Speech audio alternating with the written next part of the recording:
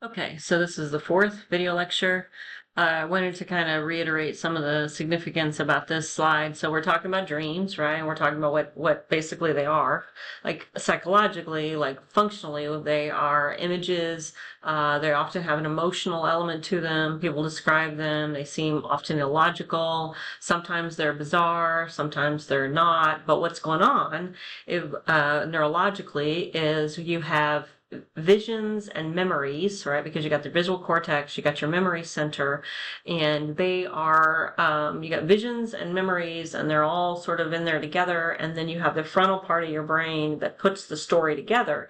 And there's a tendency for us to try to make sense of our environment. And so as we are like just we're just the observer of these images, and our brain is trying to put together a story, and the story it's putting together all makes sense when you're asleep, right? When that critical part of your brain that says that doesn't go together, you would never show up to work without your pants, right? That part of the story isn't, that player isn't there.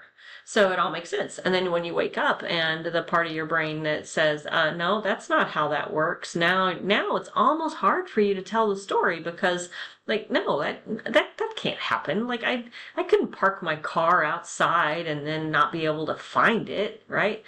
And the difference between really just a regular old dream and a nightmare is just the emotional feeling that you attach to it. So one of the examples that I used to use was, I remember I had this dream one time. I was riding my bicycle down a hill and I hit a kid and I killed him, but it wasn't a nightmare because I didn't have any negative feelings about it. It was just a plain old dream.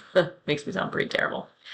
But then the question is like, why do we dream, right? That's a whole nother question. And there's some different theories. I don't know that there's an agreed upon answer, but there does seem to be an awful lot of evidence that says there's a relationship between memory consolidation and dreams, and people who report not dreaming do struggle with like memory formation and cognition, some of these more sophisticated cognitive activities. So for the time being, the consensus is that dreams are a way of processing memories. And one particular and why do we not remember our dreams all the time is thought to be, and if we think of dreams as happening when we're in that REM sleep, right, when we have these really rapid brain wave patterns, then what was I going to say about that?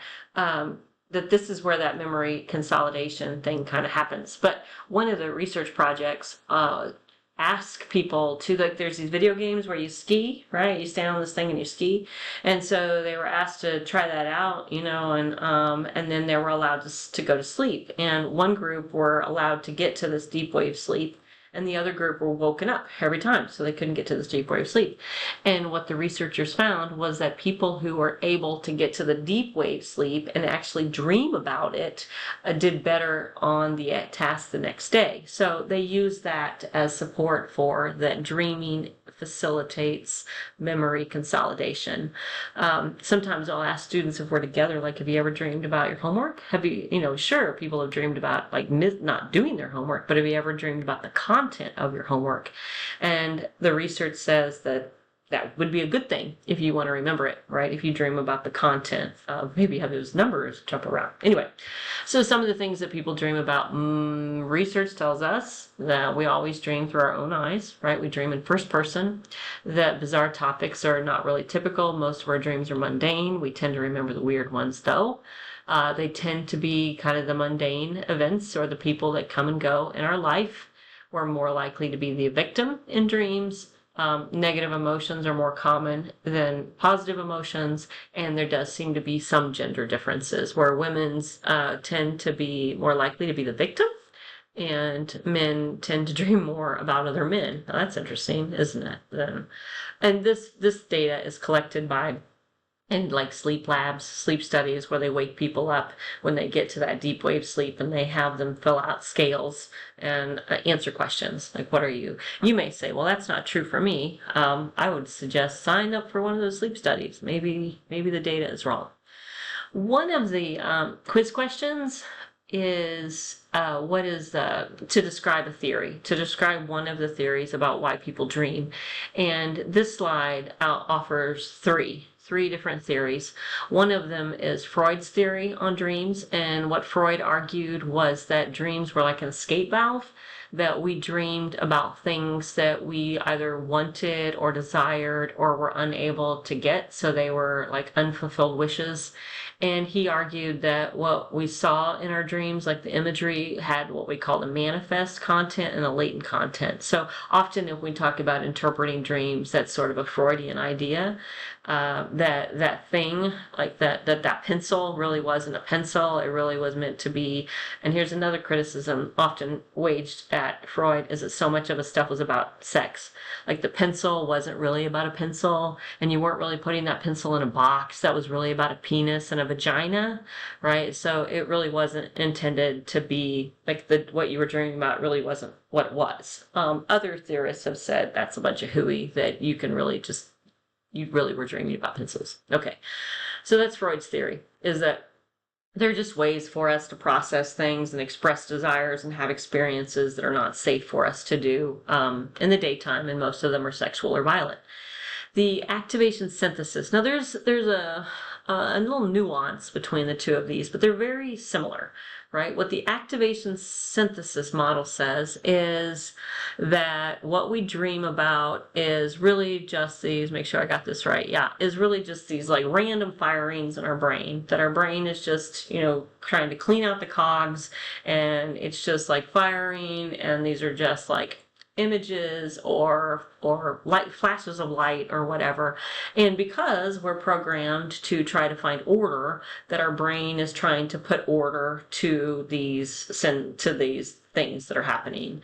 And so we, much like you would be looking at the clouds and you'd be saying, oh, well, there's a bunny rabbit up there, that's what we're doing in our dream. So we're just trying to put them together. And of course, since this part of the brain isn't engaged, some of those stories are kind of wackadoodle, right?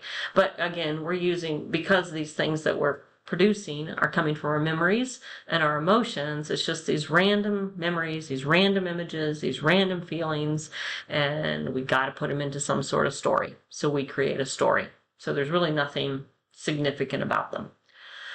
What the neurocognitive theory says is a little bit similar to that, but it's a little bit more meaningful.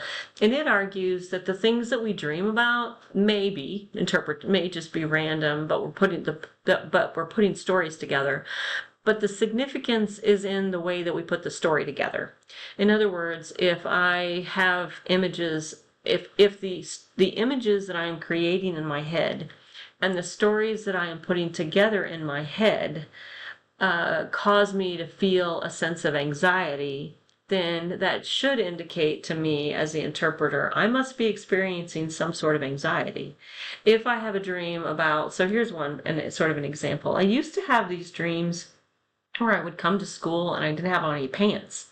And I would come in, it was always a classroom or some sort of office room, and I'd come in the back and I'd kind of cover myself, and I didn't want anyone to see that I was covering myself. So this neurocognitive theory would say, okay, what are you feeling? Well, I'm feeling shame, embarrassment, hiding. Well, maybe not shame, but I'm hiding. I don't want anybody to see. It was always in some sort of work environment. Most of the time my work is a classroom, so often I was in a classroom. And then I started to notice that I would more commonly have these dreams if I was teaching a new class, or if I had been working really hard on like new content, because I didn't, and then I took to understanding them. I didn't want anyone to see I was hiding something. Like when I would teach new content, I didn't want to look like I didn't know what I was doing or I didn't understand it. So I started to notice, right, the images, what I was creating, I was hiding. It was in a professional setting. But the question became why? What was the feeling, right? So the feeling was, the feeling was some sort of anxiety. So this theory, I think, makes the most sense. And what it tells us is when you have a dream, they do have a meaning to the extent that it is a reflection of what you are concerned about. It's not that you're dreaming about something that's going to happen, right? So here's another example about how this theory would say dreams are not predictive, right? So you've been thinking about taking a ski trip, You go on, let's see, how does this work? So you have this dream, that's right. You've been thinking about you've been thinking about going skiing, you go skiing, and then you have this dream, right? That you had this dream that you were here, you were at this ski place, like you predicted this was going to happen. I had this dream before I went, kind of thing. Well, not really. You'd been thinking about you've been thinking about going skiing, you've been visualizing the places that you've been going, you've been calling up all the memories, right? Given that dreams are your memory centers, are active, any thought you potentially have could become a memory. And furthermore, reoccurring dreams, right? Reoccurring dreams, now you have a memory of a dream that could potentially become a dream. So reoccurring dreams are simply dreams about dreams. There's nothing, from this theoretical perspective, I'm not suggesting that you interpret it this way or that this is the right interpretation. But what I'm suggesting is that based on this particular theory, anything that happens to be a thought would become a memory that you could potentially dream about, right? And the fact that those things keep popping up, like if somebody keeps popping up in your dreams, you must be thinking about them a lot, right?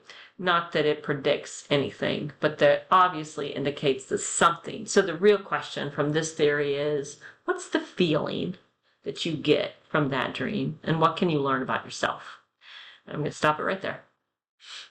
I'm going to pick up on other states of consciousness in the next video.